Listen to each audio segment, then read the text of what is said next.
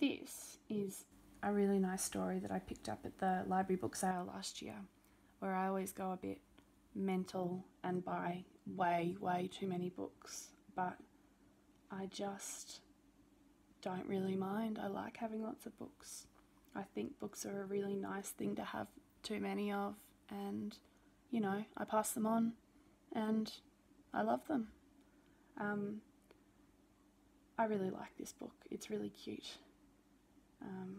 Obviously, we have a lot of books about cats because we're a bit of a cat family, and that extends to lions and tigers as well. But this is a really nice book.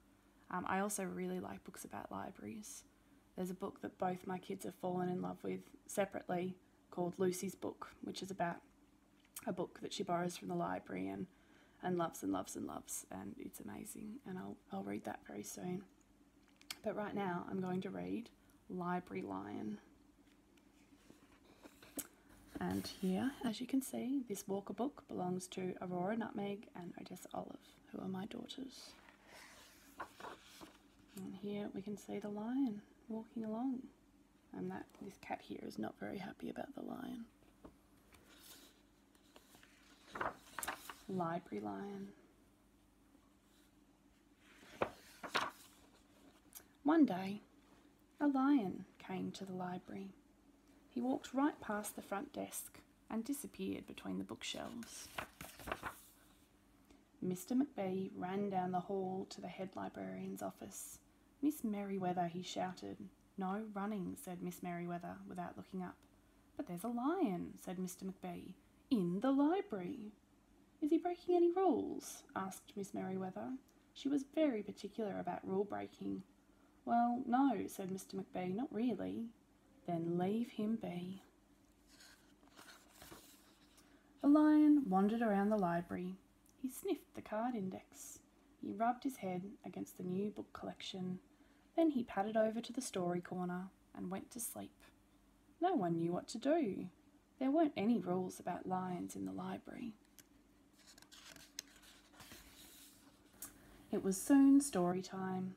There weren't any rules about lions at story time either. The story lady seemed a little nervous, but she read out the title of the first book in a strong, clear voice. The lion looked up. The story lady kept on reading. The lion stayed for the next story and the story after that. He waited for another story, but the children began to walk away.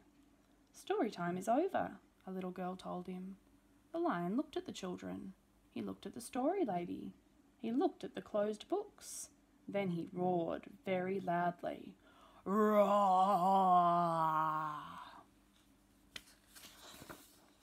Miss Merriweather came marching out of her office.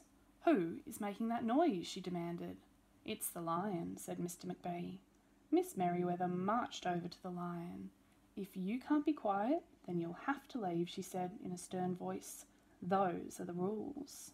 The lion kept roaring. He sounded sad. The little girl tugged on Miss Merriweather's dress.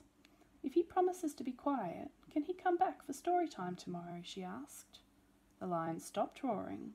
He looked at Miss Merriweather. Miss Merriweather looked back.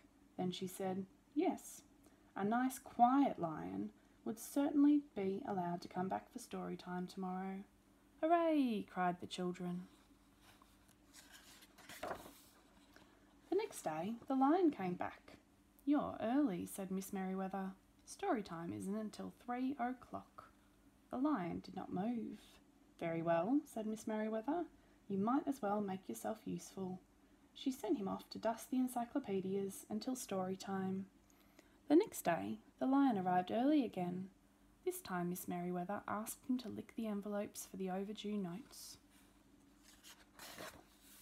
Soon the lion started doing jobs without being asked. He dusted the encyclopedias, he licked the envelopes, he let small children stand on his back to reach the books on the highest shelves. Then he curled up in the story corner to wait for story time to begin. At first, people in the library were nervous about the lion, but soon they were used to having him there. In fact, he seemed very well suited to the library. His big feet were quiet on the library floor. He made a comfy backrest for the children at story time, and he never roared in the library any more. What a helpful lion, people said. They patted his soft head as he walked by. How did we ever get by without him? Mr. McBee scowled when he heard that. They had always managed fine before. No lions were needed. Lions, he thought, could not understand rules. They did not belong in the library. One day, after he had dusted all the encyclopedias and licked all the envelopes and helped all the small children, the lion padded down the hall to Miss Merryweather's office to see what else there was to do. There was still a while until story time. "Hello, Lion," said Miss Merryweather. "I have something you can do. You can take a book back to the front desk for me. Let me just get it down from the shelf." Miss Merryweather stepped up onto the stool. The book was just out of her reach. Miss Merryweather stood on her toes. She stretched out her fingers. "Almost there," she said. Then Miss Merryweather stretched a little too far. "Ouch," said Miss Merryweather softly. She did not get up.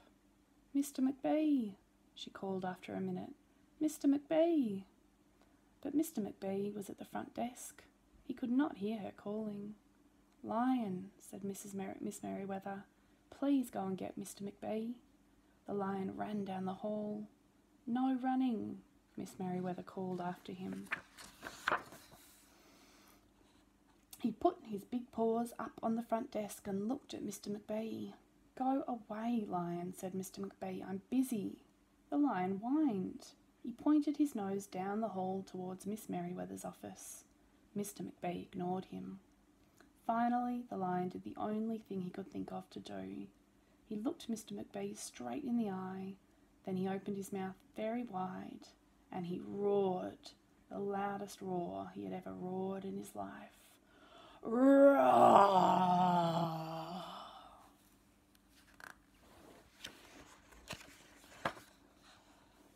Mr. McBee gasped. "You're not being quiet," he said to the lion. "You're breaking the rules." Mr. McBee walked down the hall as fast as he could. The lion did not follow him. He had broken the rules. He knew what that meant. He hung his head and walked towards the door. Mr. McBee did not notice. "Miss Merryweather," he called as he walked. "Miss Merryweather, the lion has broken the rules. The lion has broken the rules." He burst into Miss Merryweather's office. She was not in her chair. "Miss Merryweather?" he asked. "Sometimes," said Miss Merryweather from the floor behind her desk, "there is a good reason to break the rules, even in the library. Now please go and call a doctor. I think I've broken my arm." Mr. McBee ran to call a doctor. "No running," Miss Merryweather called after him. The next day, things were back to normal. Almost. Miss Merryweather's left arm was in a sling. The doctor had told her not to work too hard. "I will have my lion to help me," Miss Merryweather thought. But the lion did not come to the library that morning. At 3 o'clock, Miss Merryweather walked over to the story corner. The story lady was just starting to read. The lion was not there. People in the library kept looking up from their books and computers, hoping that they would see a familiar furry face. But the lion did not come that day. The lion did not come the next day either, or the day after that. One evening, Mr. McBee stopped at Miss Merryweather's office as he was leaving the library. "Can I do anything for you before I go, Miss Merryweather?" he asked her. "No, thank you," said Miss Merryweather. She was looking out of the window. Her voice was very quiet, even for the library. Mr. McBee frowned as he walked away. He thought there probably was something he could do for Miss Merryweather. Mr. McBee left the library, but he did not go home. He walked around the nearby streets. He looked under cars. He looked behind bushes. He looked in back gardens and rubbish bins and up trees.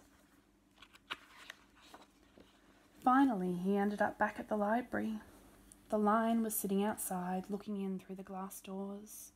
"Hello, Lion," said Mr. McBee. The lion did not turn around. "I thought you might like to know," said Mr. McBee, "that there's a new rule at the library. No roaring allowed, unless you have a very good reason. Say, if you're trying to help a friend who's been hurt, for example." The lion's ears twitched. He turned around, but Mr. McBee was already walking away. The next day, Mr. McBee walked down the hall to Miss Merriweather's office. "What is it, Mr. McBee?" asked Miss Merriweather in her new, sad, quiet voice. "I thought you might like to know," said Mr. McBee, "that there's a lion in the library." Miss Merriweather jumped up from her chair and ran down the hall. Mr. McBee smiled. "No running," he called after her. Miss Merriweather didn't listen. Sometimes there was a good reason to break the rules, even in the library. The end.